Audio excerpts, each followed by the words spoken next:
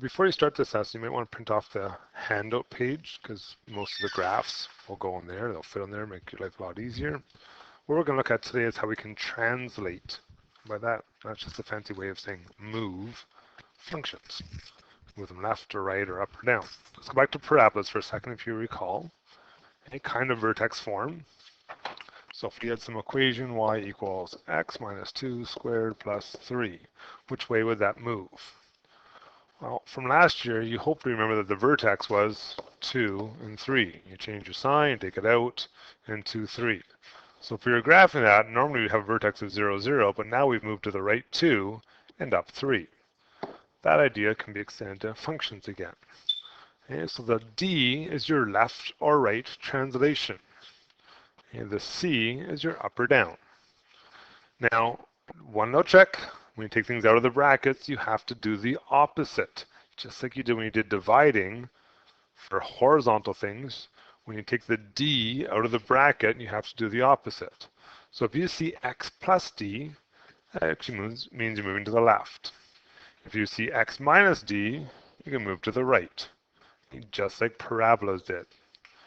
The effect of C does what it looks like. So you see a plus, move it up. You see a negative, move it down. Okay, so that's really our two big ideas today. Okay. The nice thing about translations, if you have a graph, you don't need tables. Just count. You can count left, right, or up and down, or left and up, or right and down. Okay, it should be pretty easy to do. So let's try. I've got a graph of fx, some sort of function. Okay, and I want to sketch f of x plus 1. What is that? Well, plus 1 is outside the brackets. That's your C value. C's do what they look like. We're going up 1. Okay, the next one says I want to x minus 2 inside the brackets. That's a D value. And D's do the opposites. They affect the x's in the opposite directions. So it says minus, which means I actually move it to the right. Okay, we're just going to count though, okay? So let's try the first one. I want to move it up 1. So I'm going to take this first dot and move it up 1. This dot up 1. This dot up 1. Reconnect them. 1, 2, 3. Done. Quick and easy. Okay. Domain and range. Well, we can do that. Domain goes from -4 up to +4. And my range goes from a low of -1 up to a high of 1, 2, 3, 4. Done. Okay, let's try the red one. That's this thing. We're going to move everything right 2. So literally count 1, 2. 1, 2. Connect them. 1, 2. Connect them. Okay, our domain should be different this time, right? Because we move things to the right. -2 up to 6. Our range is going to start at a low of -2 this time and go up to a high of 3. Done. Hey, we like graphs. Graphs are nice. You can just count. Do the same thing with the second graph. A little bit harder to count because it's a curvy graph. So find points that you kind of already know. So -4, 0, let's move it up. I can move this one up. I can move this one up. So I just get the idea of this shape and it looks kind of the same. What's my domain for that one? X has to be greater than -4. There's an arrow on the end. My range, Y has to be greater than -1. There's an up arrow on the end. Try the red one, move everything to the right 2. So I got that one. I can move this one. I can move this one. Those are 3 points I kind of already know. So what's my domain this time? I got to start -2 this time. And my range, I got to start at 0 this time. Okay, so one thing I want to point out about domain and range is they're going to change a lot more today. When we move things left and right and up and down, your numbers are definitely going to change. You won't have invariant points because every point moved. All right, let's look at the next thing. What if we don't have the graph? What if we have that parent function? Well, we can use our tables and ideas of transformations. Okay. We're going to have to add and subtract according to if the things are C's or D's. Okay. And again, like previous, you do the same thing to your domain and range. So C, that moves your thing up and down, or vertical translations. Ups and downs add to the y values. D, the part affecting the x's, remember x's do the opposites, so we're going to add or subtract to the x values. Okay, so it looks like a plus 2 inside the brackets. You got to do the opposite. You got to subtract 2. So this is the part that's on your handout. Okay, the graphs, you don't have to redraw them all over and over again. I want to use transformations to sketch the graphs of these and then state the domain range. So let's start off with parent functions. Make our life easy. So parent function for root x, 0, 0, 1, 1, 4, 2, 9, 3. We can get really good at these. We don't have to really think about them anymore. We know our domain, x is going to be greater than 0. Our range, y has to be greater than 0. I want to transform it. What am I being asked to do? All right, outside the bracket, remember a root sign acts like a bracket. So this is a C value. C moves it up or down, and it says plus, so up 3. Ups are y values. Let's add 3. What do we get? Real quick, x's stayed the same, didn't touch them. Y's we add 3. In our domain, we didn't touch it, but our y's we added 3. And we can graph that really quick. So 0, 3, 1, 4, 4, 5, 1, 2, 3, 4, and 5, and 10. Okay, transformations. Now let's try the next one. Our parent function. If you get rid of the number, we get 1 over x. There's your parent function. This was the weird one. We're not going to spend a ton of time on it. That's kind of what the idea in higher functions is. You spend most of your time on these kind of things. They're called rational expressions. Okay, but our table was -2 and -1/2, -1 and -1, 0, 0, 1, 1, 2, 1/2, and so on and so on and so on. Our domain, it couldn't equal 0. Our range, it couldn't equal 0. Let's transform it. What do we want to do? +3. We said fractions act like brackets. So this is where the bracket is. That's a D value. D's do the opposites. So it says +3, which actually moves it to the left.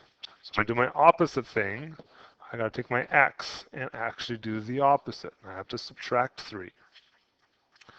What's that going to give us? Well, let's subtract 3 from all our x's. We've got -5, -4, -3, -2, -1. The y's will stay the same. Oops, this one shouldn't have 0, 0. That's right, that's a mistake. 0, 0 doesn't exist, does it? Gotta get rid of this one. 2, 2, 2, 2. That's 1, and that's 1/2. Okay, let's try graphing this. -5, 1, 2, 3, 4, 5, and -1/2. -4 and -1. Remember we said these are ones that look like this. And -2 and 1. And -1 and 1/2. This one's going to look like this. These are those weird ones. Okay, our domain, we want to subtract 3 from our x's. So 0 minus 3, well now x can't equal -3. And range, y can't equal 0. And if you actually look at your graph, our lines should never hit -3. We call that an asymptote if you remember. And your other lines should never actually hit 0. It should be really, really close to it, but never actually hit it. Okay, that's our tricky function, a rational one. Okay, let's try some more. We're going to add more parts and pieces to it. So what do we got here? A root x. What do we know about root x? We know a parent function for that. Looks like 0, 0, 1, 1, 4, 2, 9, 3. A domain, x is greater than 0. A range, y is greater than 0. Let's transform it. We've got two things going on here, D and C. D's are the x's, and I got to do the opposites. It says add 1, so I subtract 1. Y's do what they look like, so I subtract 1. New table. Subtract 1 from the x's, -1, 0, 3, 8. Subtract 1 from the y's, -1, 0, 1, 2. Subtract 1 from the x's, -1. Subtract 1 from the y's. -1. Graph it. -1, negative, oops, that's a positive 1. -1, -1, down here. 0, 0. 3, 1, 1, 2, 3, and 1. 8, 2 doesn't really fit. Okay, it's still the same shape. It's just been moved to the left and down. Matches what the thing says. All right, letter D. Parent function, just x. In fact, isn't that just a line? Do we really need to go through the process of doing transformations for lines? Or do we actually know faster ways? Because this transformations work. I'm totally fine with you guys doing transformations. But if we have faster ways, shortcuts, we know things, why waste time on things we already know how to do? I hope you guys remember that lines are just mx plus b. This is my y-intercept. It's 2. My slope is 1 over 1, which means up 1 over 1, up 1 over 1. And here's my picture. I don't need to do transformations if I know what the shape already looks like. I know the domain and range of lines. Domain and range of lines are all real numbers. That never changes. Okay. Transformations on root signs, absolute signs, 1 over x things. Sure, those are weird things. But lines, let's do lines in a fast way. We're smarter than that. All right, last two. E and F. Okay, absolute x. Absolute x minus 2. Now, I'm totally fine. You guys want to do transformations? We can picture the transformations. It's totally fine. We could do that. Okay, x and y, -2 and 2, -1, 1, 0, 0, 1, 1, 2, 2. There's nothing wrong with doing transformations. I like transformations. When they get really complicated, I'm going to do these tables. But again, I said if we know things, why not use those ideas?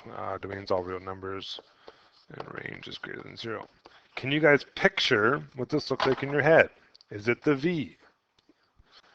Okay. What are we doing to it? We're moving it down 2. So right off the top, can you not just draw the V again? Just move down 2? Do you really need to do the transformations? I don't think so. If you want to, you can. We can say, okay, y minus 2, x, y, -2, -1, 0, 1, 2. Subtract 2 from all these.